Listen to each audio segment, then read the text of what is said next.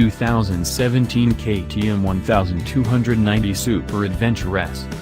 On the surface, the recipe for a long-distance adventure bike is a simple one: take a capable chassis with a large tank, add a big, torquey motor, sit the rider in an upright and commanding position, make sure there's enough room to carry a passenger and a load of luggage, or no passenger and even more luggage, and call it job done.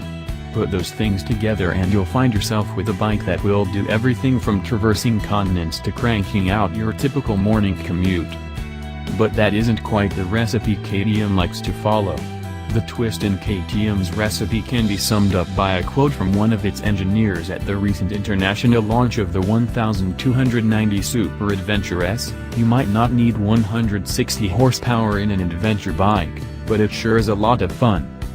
And I think that just about describes KTM's culture. It builds capable bikes with a totally wicked side. A techno beast. I felt a bit uneasy before climbing aboard the 1290 Super Adventure S, not only because it's a big, no-nonsense bike at 215 kilograms dry, 474 pounds, and I'm not exactly the largest chap around at 5 feet 9 inches tall and 61 kilograms, 134 pounds, but also because we were about to go and ride Corsica's roads. The French island's back roads are notorious for their twists, turns, and undulations. Indeed, Corsica is where Group B rallying came to a screeching halt in 1986 when Henri Toivonen and his co-driver tragically passed away on a deadly left-hander near the village of Court, so the roads aren't to be taken lightly. Thankfully, the 1290 has more than a few tricks up its sleeve. The 1290 Super Adventure S is packed with technology, both electronic and mechanical. There's so much of it you can almost be forgiven for overlooking the brute of a motor nestling in the bike's signature orange steel trellis frame. But more on that later. It took all of 500 years before the 1290 Super Adventure S revealed its first trick, hill hold control, as we stopped before a mini roundabout on a sliding climb. It's a welcome addition on such a large bike, even if I could get both balls of my feet down with relative ease.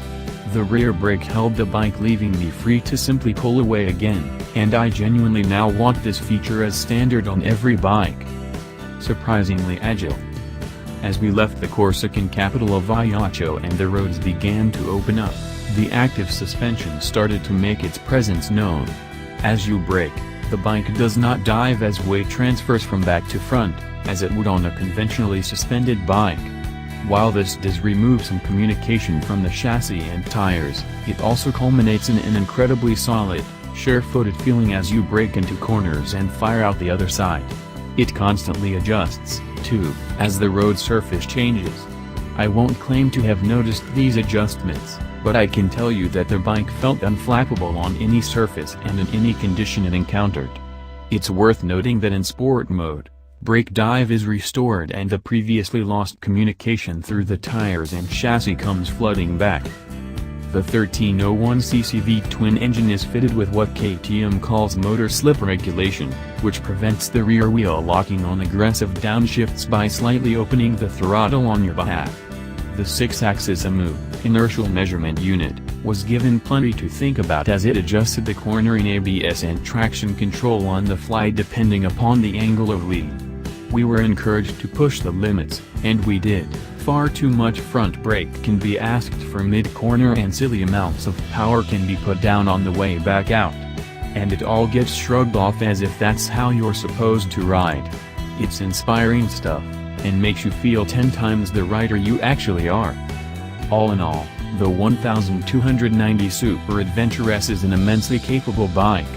It's smarter than you are, has a motor capable of thrilling a rider of any level, and packs every feature you could ever want. You name it, it's got it.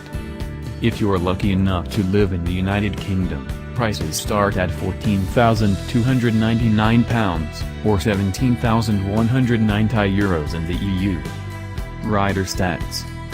Randall's true identity, Raoul Duke. Rider height, 5 feet 9 inches. Build, slim but fit, lots of cycling. Usually rides, road predominantly, but plenty of track shenanigans thrown in. Helmet, RIRX 7 volts. Jacket, Dainese Aspide 2. Pants, Thurigan DO3. Gloves, Racer High Racer, utterly fantastic gloves, BTW. Boots, Alpine Stars SMX Plus.